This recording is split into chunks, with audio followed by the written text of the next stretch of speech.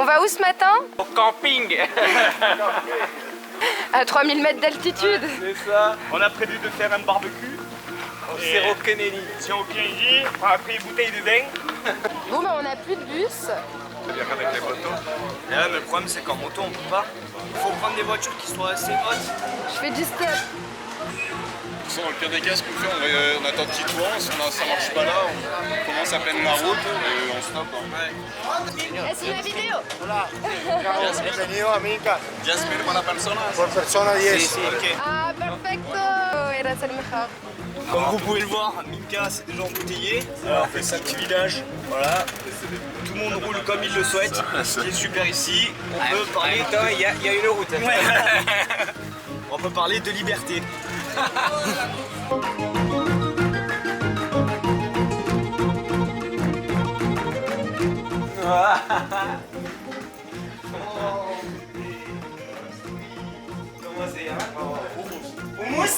En partant de Minka, le bus nous emmène à l'entrée de la randonnée pour le Cerro Kennedy à El Campano et on a déjà une très belle vue. On se met en route pour le Cerro Kennedy, le plus haut mont de la Sierra Nevada, qui se trouve à 3000 mètres d'altitude. Pour la faire, pas besoin de guide. La route est suffisamment safe et facile pour y aller par nos propres moyens. Nous avons environ 5 heures de marche et 1000 mètres de dénivelé. La fatigue se font ressentir sur le groupe. Mis à part Bambi, qui a toujours envie de continuer à grimper, nos explorateurs commencent à remettre en question leur expédition. Là où on marche, c'est un espace qui n'est pas fait pour les hommes, je pense. Lisa confond le sol avec des nuages. L'altitude commence à faire son effet. Mathis, le vaillant explorateur du groupe, souvent en tête, reste en silence. Il préfère économiser sa salive. Mathis, pensez-vous que vous allez pouvoir trouver de la nourriture ici? La comida, sí, el pedo. Malheureusement, l'altitude a fait son effet. Mathis n'est plus sain d'esprit. Heureusement, Enzo a toujours toute sa tête. Ouais, Enzo, comment vous sentez-vous? ça va, mais je pense que je vais bouffer un bras à quelqu'un. Donc, C'est Bambi. Rectification, l'altitude n'a pas épargné Enzo. Le groupe, totalement désappointé par ces conditions extrêmes, va sans doute s'enfoncer dans une démence. Écoutez, on arrive à l'Eldorado. c'est comme vous voulez, soit on se pose là. Moi, je suis chaud qu'on se pose là pour manger parce qu'il est déjà 13h. On accède d'après moi à la montagne du Cerro. Bah viens, on fait un vote, démocratie, attends, je suis pas un dictateur. Bah, après, autant, à la limite, on peut aller voir là-bas s'il y a un point de vue ou quoi. C'est quand même un endroit qui s'appelle l'Eldorado. C'est trouver des thunes. Ouais. Ah tiens, ça brille ça. Ça brille, ça brille. Oh, montre-moi ça. Montre-moi ça bébé, ça c'est du quartz. Incroyable. Attends, bouge pas. C'est de la merde le quartz, on en trouvait en France dans une rivière. Comment tu traites les cailloux, toi? c'est à 20 minutes. Ah ouais, non, ah bah. On va se faire une cadrée. Hein. Allez, on se casse. Il y a un mélange dans cet accent bizarre de Marseille, de Bretagne, d'Auvergne et de Parigot. Moi je pense que c'est là. Je sais pas. Ou alors c'est là. Non, ça a l'air d'être une Regarde sur Maps.me. Moi je pense que c'est... Je vais regarder. Donc nous, on utilise Maps.me. C'est une carte qui a tout répertorié, un petit peu comme Maps, mais à l'avantage de pouvoir être utilisée sans connexion. Tu télécharges des zones. Donc par exemple, nous on a téléchargé tout le nord de la Colombie. Ah ouais. Non mais surtout que j'arrive pas à trouver les fins de mes phrases. On va y aller hein. Passer la On troisième. va y aller, on va y aller. Ouais. Oh, Ah, ça va, il nous c'est reste, bon, je vous attends. il nous reste 2000 mètres, c'est bon, 2000 mètres de dénivelé, ça va bien se passer. Moi, je suis obligée de vous attendre tout le temps. Ouais. Le petit zozo il subit un peu là. Hein. Non, ça va. Oh, qu'est-ce qu'il est mignon. Mais c'est ce que j'allais justement dire, la végétation elle est en train de changer.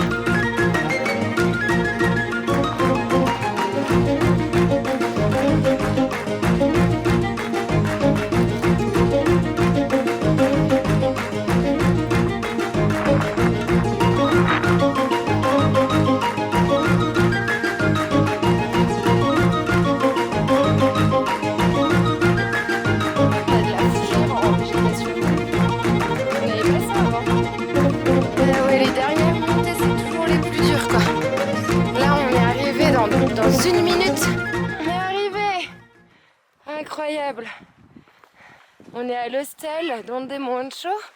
C'est l'hôtel le plus proche du mont Kennedy. On est à 15 mètres de la vue de l'année.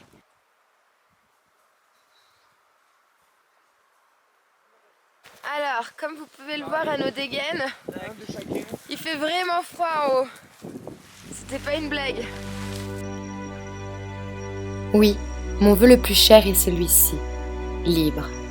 D'une liberté plus grande, d'une beauté qui ne cesse. Une jolie liberté dessinée de ficelles que le printemps apporte, d'amour flamboyant que notre hiver arrose, de mi-saison au plus doux des rayons, au ton clair de ces feuilles qui viennent toucher ma tête. Et aussi cruel qu'il se veuille mon vœu, je m'accroche à lui comme une bête en cage. Cette liberté, je la chéris, alors elle m'importune, tant elle me tatillonne de rêves les plus fous, d'un infini petit qui se tient dans mon creux, et ma main, bien trop frêle. La liberté se trouve partout où l'on se jette, partout où on s'enlace, et c'est au même endroit qu'elle s'astreint, doucement, assurément. La liberté, c'est le choix qui confine et qui crée. C'est cette boîte à facettes, cet infini du monde qui nous offre infini. Elle ne s'arrête jamais. Et j'en suis convaincue, c'est ce que cherchent les rêveurs qui escaladent en risquant l'étalage, ces tout petits alpinistes tout en haut des montagnes. La liberté est une vertigineuse double voie qui s'aimante d'un amour condamné. C'est donc ça, le grand amour. Deux bouts du même bâton, ou une échelle peut-être. Non, car elle ne se mesure pas. À peine ose-t-on l'imaginer qu'elle a déjà grandi ou bien même disparu. Enfin, jamais complètement. Car au détour d'une rue, elle t'agrippe le visage, marqué de tes carences d'abstinence d'une nuit bien trop longue. Et quand d'un coup tu lui rends une poignée de main, elle te pénètre de tout cet émouvoir que tu ne désignes plus. Ces fervents de liberté finissent souvent tous fous. Car comment peut-on garder sa tête bien alignée, quand sans cesse, poussés par les extrêmes, se cognent si fort nos rêves, autant qu'ils se dessinent. La liberté, c'est cette bataille interne qui nous vivre, mais finit inlassablement par nous extraire du nous, et bien plus, de nous-mêmes. Folie et liberté, quels amants détraqués. Et puis merde, quelle jouissance. Dans la jungle de la Sierra Nevada, des jeunes s'aventurèrent seuls et furent un feu pour se protéger du froid. T'abuses. Quand tout à coup... T'arrives, princesse, tu te chauffes mon sandwich, mais non. Dans quel monde tu vis? Un chien Sauvage. essayait de choper la nourriture C'est une bataille des pour la petits survie. Suivons ces jeunes à travers une nuit plus mouvementée qu'ils ne l'attendaient. Il y a 3 personnes autour du feu parce que ça en fait plus qu'on peut tuer, donc ça monte crescendo.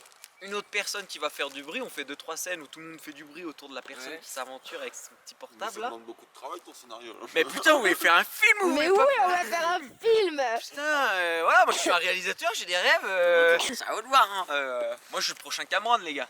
Allez, c'est Après, parti. Le chemin il part. En mode, on dit on va faire un film d'horreur. Ah.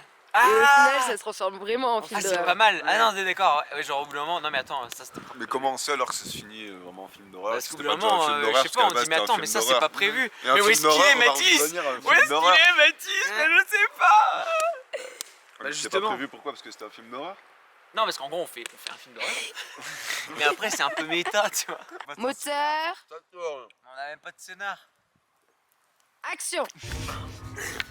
Dans la jungle de la Sierra Nevada. Nous, chien de la cage, j'aurais rien acheté un truc. Dans la jungle de la Sierra Nevada. C'est vrai que si tu veux percer, tu filmes le chien. Je recommence. Dans la jungle de la Sierra Nevada.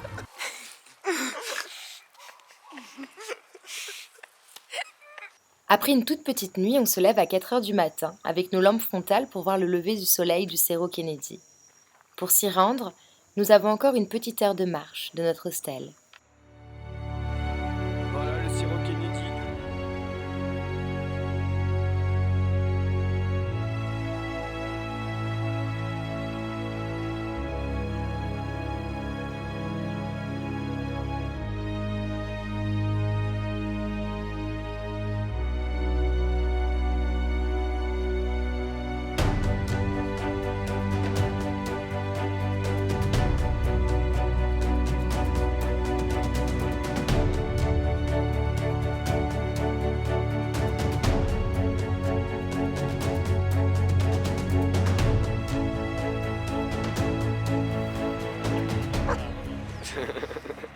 Comment vous avez trouvé cette expédition? Franchement, c'était pas beau, rien à voir. Franchement, c'était nul. C'est vraiment naze.